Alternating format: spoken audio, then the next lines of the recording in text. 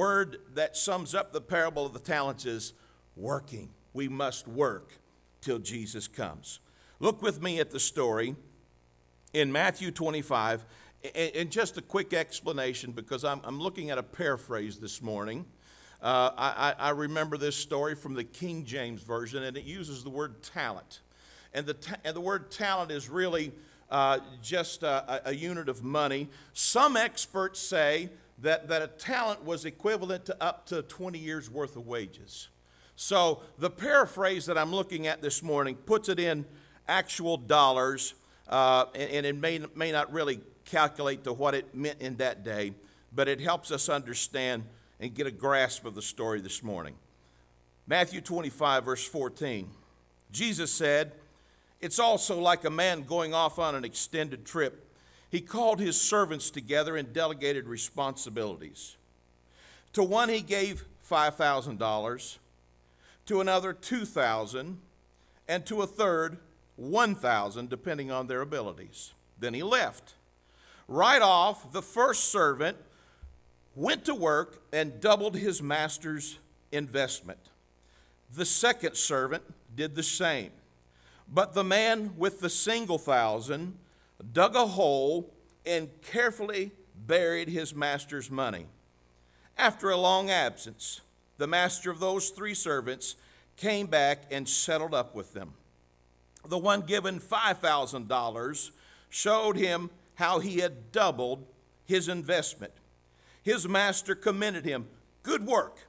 You did your job well. From now on, be my partner.' The servant with the 2,000 showed how he also had doubled his master's investment. His master commended him. 'Good work. You did your job well. From now on, be my partner.'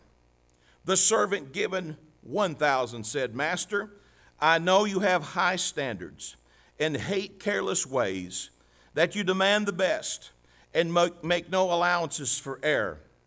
I was afraid that I might disappoint you. And so I found a good hiding place and secured your money. Here it is, safe and sound, down to the last cent.' Well, the master was furious. That's a terrible way to live. It's criminal to live cautiously like that. If you knew I was after the best, why did you do less than the least? The least you could have done would have been to invest the sum with the bankers, where at least I would have gotten a little interest. Take the 1,000 and give it to the one who risked the most, and get rid of this play it safe who won't go out on a limb. Throw him into outer darkness." What are the lessons that we learn from this story? First of all, God gives us what we can handle. He entrusts to us what we're capable of handling.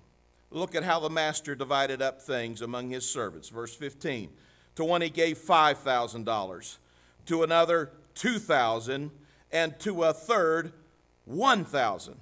He gave according to their abilities. You see, the fact is, God doesn't give us all the same abilities.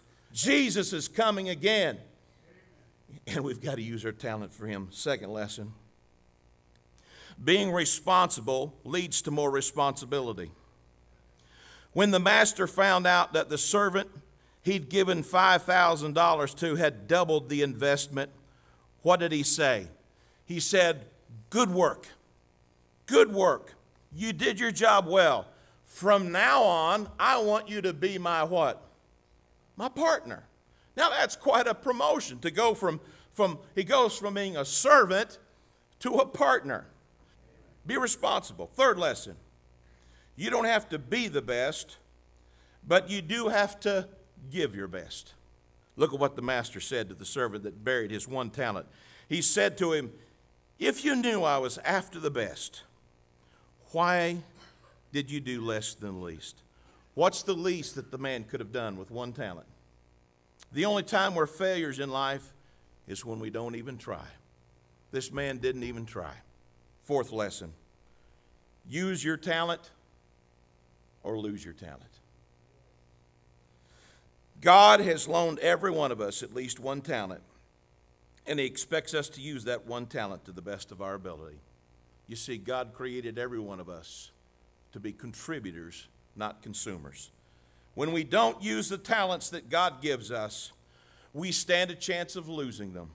When the master saw that the servant with $1,000 buried it, didn't do anything with it, what did he do? He said, take the 1,000 and give it to the one who risked the most.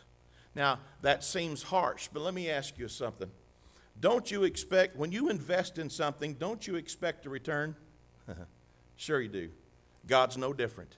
He has invested in us. He has loaned to us, every one of us, at least one talent, and he expects a return. Final lesson. It isn't safe to play it safe. The master said, get rid of this play it safe who won't go out on a limb.